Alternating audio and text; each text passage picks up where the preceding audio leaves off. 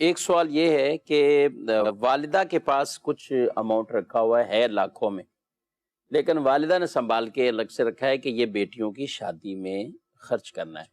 اور یہ مسئلہ کفیل بھائی تقریباً بکثرت گھروں جی میں کچھ گولڈ کی صورت میں زیور ہوتا ہے، اس کو بھی سائڈ پہ رکھ دیا جاتا ہے کہ بچوں کی شادیوں میں کام آئے گا۔ اب اس میں کئی سال گزرتے ہیں، تو کہہ رہے ہیں کیا اس پہ بھی زکوٰۃ بنے گی جبکہ ہم اس کو اس مقصد کے لیے رکھا ہوا؟ جی بالکل، اس پر زکوٰۃ بھی بنے گی، اس کی وجہ سے حج بھی فرض ہوگا جس کی ملکیت میں جس ہے۔ کی ملکیت میں ہے اور اس کی اتنا مالیت ہے تو اس پر حج بھی فرض ہوگا، اور ہر سال کی زکوٰۃ بھی بچیوں کے لیے رکھنا یوں ہی ہے کہ آپ نے مثال کے طور پہ گھر میں پیسہ رکھا ہوا ہے کہ اس سے جو ہے وہ فلاں دکان سے فریج خریدیں گے، تو کیا وہ پیسہ دکاندار کی ملکیت ہوگی ابھی سے؟ جب خریدیں گے جب ہوگا نا۔ تو لہٰذا اسی طریقے سے جب آپ بچیوں کی شادی کریں گے تو جب خرچ ہوگا، ابھی تو آپ کی ملکیت پر ہی ہے،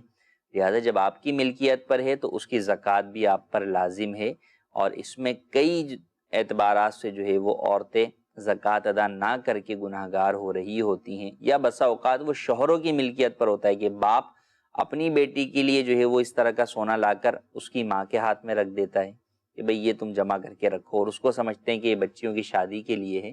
تو اگرچہ شادی کے لیے ہے، آپ نے جب بچیوں کی ملک نہیں کیا یا بچیاں نابالغ تھیں اور ان کے لیے نہیں خریدا،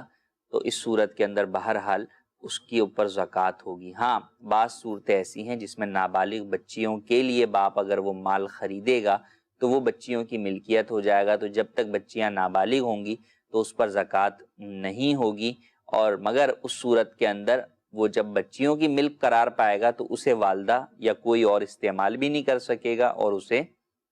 بلا حاجت شرعی بیچ بھی نہیں سکیں گے۔